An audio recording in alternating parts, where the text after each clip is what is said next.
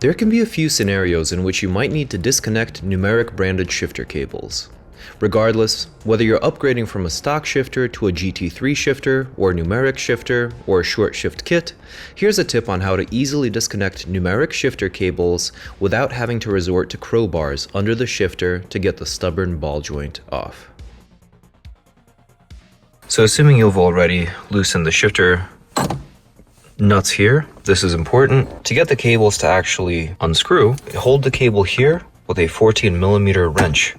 That way it will prevent the cable from going side to side, because the cable going side to side is an issue. I'm going to quickly loosen both cables, and then I will shortly show you the second trick for disconnecting the cable ends here instead of struggling with them. For my next trick, I'm going to easily and quickly remove the cables from here. Instead of struggling with a crowbar or trying to press this out like so, or trying to get this unscrewed, because there's a screw that holds, there's a bolt that holds this cable in place on the Numeric shifter. What you do is you move it back such that the cable is easier to reach, and using two 10mm wrenches, break these nuts loose that you tightened a while ago.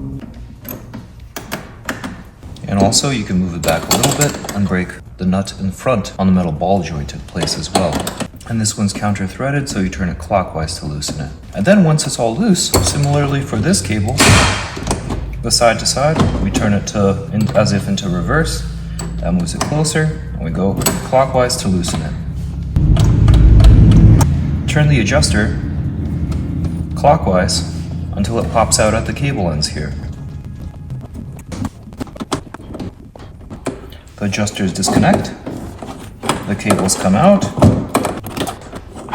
and the shifter becomes removable. Later, we can simply remove these much easier.